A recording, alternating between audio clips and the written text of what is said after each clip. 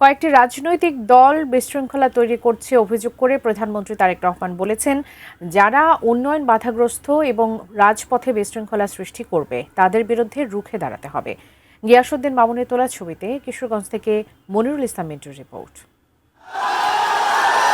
প্রধানমন্ত্রী আগমনকে কেন্দ্র করে হাওরবাসীর মধ্যে দারুণ উৎসাহ উদ্দীপনা। রোববার সকালে সড়কপথে ঢাকা থেকে রওনা করে কিশোরগঞ্জের পাকুন্দিয়া পৌঁছান বেলা 11:30টার দিকে। পাকুন্দিয়ার মির্জাপুর চেয়ারম্যান ঘাট এলাকায় ব্রহ্মপুত্র নদে মৎস্য অবমুক্ত করার অনুষ্ঠান।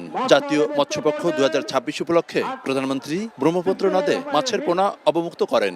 এ সময় নদের দুই পাড়ের মানুষের উচ্ছ্বাস। মাছের পোনা অবমুক্ত করছেন। শুভেচ্ছা বিনিময়কালে প্রধানমন্ত্রী বলেন, বিএনপির রাজনীতি বাস্তবায়নের মাধ্যমে একটি জনকল্যাণমুখী রাষ্ট্র গড়ে তুলতে চান তিনি। বিএনপির রাজনীতিটাই হচ্ছে এমন একটি রাজনীতি, যেই রাজনীতির বাস্তবায়ন করলে পরে দেশের মানুষ উপকৃত হবে, গ্রামের মানুষ উপকৃত হবে।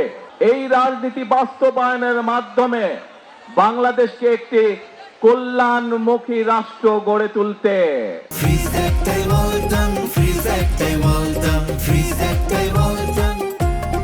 বিদ্যুৎ ও গ্যাসের সমস্যা আগের স্বৈরাচার সরকারের আমলে সৃষ্টি জানিয়ে তা সমাধানে সরকারের পরিকল্পনা আবারও উল্লেখ করেন। ঢাকা সহ বাংলাদেশের সকল মানুষ, সকল জেলা উপজেলার বহু মানুষ বিদ্যুতের কষ্ট ভোগ করছেন এই মুহূর্তে।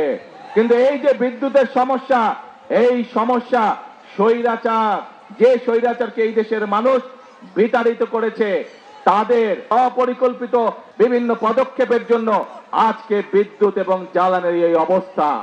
জনগণের উন্নয়নে কোনো রাজনৈতিক দল যাতে বাধা সৃষ্টি করতে না পারে সে বিষয়ে সতর্ক থাকার পরামর্শ প্রধানমন্ত্রী তারেক রহমানের। যারা রাজপথে বিশৃঙ্খলা তৈরি করবে, যারা দেশের মানুষকে মিথ্যে কথা বলে বিভ্রান্ত তৈরি করবে, তাদের বিরুদ্ধে আপনাদেরকে রুখে দাঁড়াতে হবে।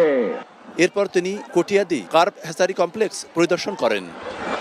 দুপুরে আর্টসমিতা জর্জ ইনস্টিটিউশন মাঠে জাতীয় মৎস্যপক্ষ 2026-এর উদ্বোধন করেন এবং মৎস্যক্ষেত্রে অবদানের জন্য পুরস্কার তুলে দেন। নদী হাওর মাছে ভরা কিশোরগঞ্জের মানুষের দাবি আঞ্চলিক সড়কটির 4 লেনে উন্নীতকরণ, সেই সঙ্গে ভৈরব থেকে কিশোরগঞ্জ পর্যন্ত রেল লাইনের যাতে 2 লেনে উন্নীতকরণ করা হয়। পাশাপাশি তাদের দাবি ঢাকা থেকে কিশোরগঞ্জ পর্যন্ত একটি আধুনিক এবং দ্রুতগতির ট্রেন সার্ভিস। সেই সঙ্গে তারা দাবি জানাচ্ছেন যাতে এই হাওর অঞ্চলে শিল্প কলকারখানা নতুন স্থাপন করা হয়, যার মাধ্যমে এই এলাকার বেকার সমস্যার সমাধান করা যায়।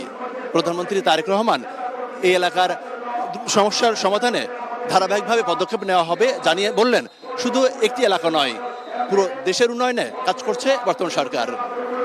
মনিরুল ইসলাম মিন্টু, 18 নিউজ, কিশোরগঞ্জ।